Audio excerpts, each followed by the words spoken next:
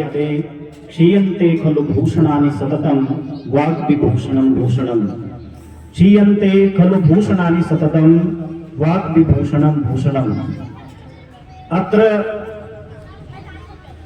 बड़ेथी इति स्थाने गंगा तीरे एकम अभिनव प्रयासम् इति चलन् अस्ति। वयं सर्वे सौभाग्यशालिनः सन्ति यत् एतस्मिन् कार्यक्रमे एतस्मिन् अभिनव कार्यक्रमे संविधान इति सभा इति अस्मिन् कार्यक्रमे संविधान सम्मेलनम् इति कार्यक्रमे वयमपि प्रतिभागं कुर्वन्तः स्मः। ममपि एतत् सौभाग्यमस्ति। अपि च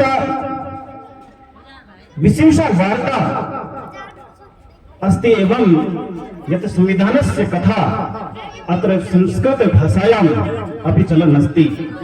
मम कृते एतत् सौभाग्यस्य विषयमस्ति।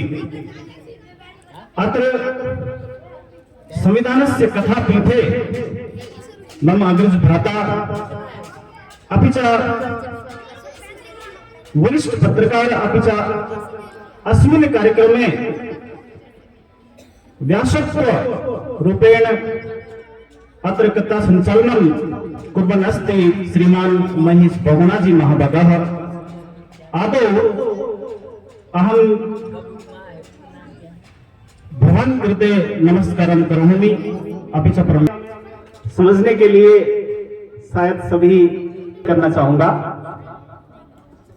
यह एक अभिनव प्रयास जैसे पूर्व विधायक जी ने अभी बताया, और मैं काफी जो भी मुझे अनुभव है पढ़ने लिखने का और पढ़ने पढ़ाने का और यत्र तत्र जहां भी जाते हैं, मैंने ऐसा देखा नहीं है, पहली बार ऐसा देख रहा हूं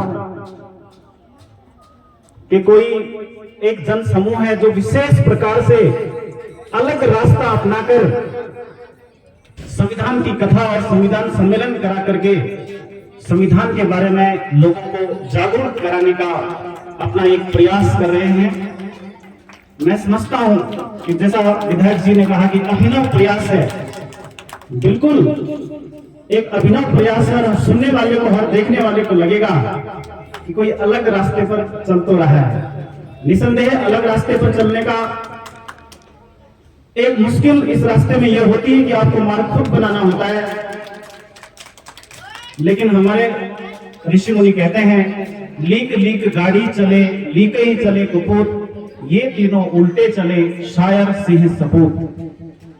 एक कवि, एक शेर और एक सुपुत्र हमेशा अपने लिए रास्ते बनाता है। बना हुआ रास्ता तो गाड़ियों को जाने के लिए चाहिए होता है। इसीलिए मैं आपको बहुत बहुत बधाइयां देता हूं कि आप एक अलग प्रयास, अलग जगाने के लोगों के बीच में एक प्रयास कर रहे हैं, साथ में सहयोग कर रहे। मैंने वीडियो में देखा था, आप मामा जी कह रहे थे, हमारे भी आप मामा जी हुए, आपके मार्गदर्शन में कार्यक्रम चल रहा है, आपका अनुभव समाज को मिल रहा है। आप भी बधाई के पात्र हैं और हम सौभाग्यशाली हैं कि आपका अनुभव हमें मिल रहा है। अन्य जो लोग भी संगीत के माध्यम से, अन्य छोटा मोटा प्रत्यक्ष अप्रत्यक्ष जो भी इस कार्यक्रम में आप सहयोग कर रहे हैं, निसंदेह आप और हम सब सौभाग्य और हम सब भाग्यशाली हैं। संविधान का बखान करने के लिए हमारे पास महेश बहुगुणा जी हैं, आप उनसे ले रहे हैं, व्यासपीठ पर विराजमान हैं। पर मैं ये कहना चाहूंगा कि आप गीता का ज्ञान रखिए, आप अलग अलग प्रकार की कथाओं, भागवत का ज्ञान रखिए, 18 पुराणों का ज्ञान रखिए, स्मृतियों का ज्ञान रखिए, वेदों का ज्ञान रखिए, लेकिन वर्तमान भारत में अपने जीवन को सफल बनाने के लिए संविधान का ज्ञान जरूर रखिए।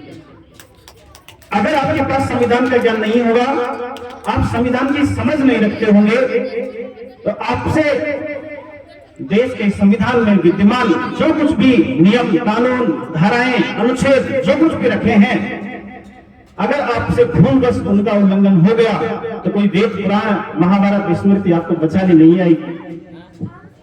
संविधान का ही एकमात्र ज्ञान है जो आपको बचा सकता है। तो मुझे ये लगता है कि इस जीवन में, इस भारत में, वर्तमान भारत में अगर आप सफल होना चाहते हैं तो संविधान के ज्ञान के बिना, कानून के ज्ञान के बिना वो संभव नहीं है।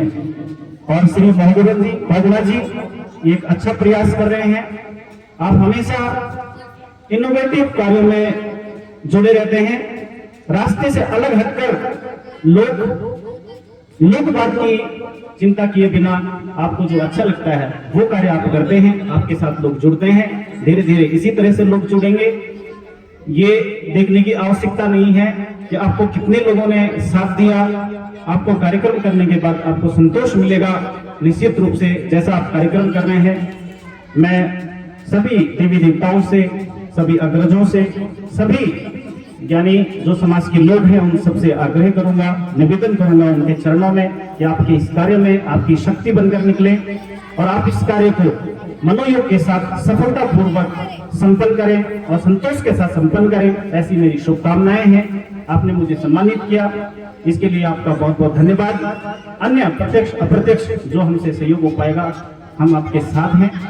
ज्यादा न कहते हुए संविधान के बारे में, क्योंकि कथापीठ से आप संविधान का श्रवण कर रहे हैं, आप आनंद लें, सुने, जाने और चिंतन करें और जीवन में उतारें और इस तरह अपने रास्ते पर आगे बढ़ें। मेरी शुभकामनाएं। आप सभी को पुनः एक बार प्रणाम, धन्यवाद।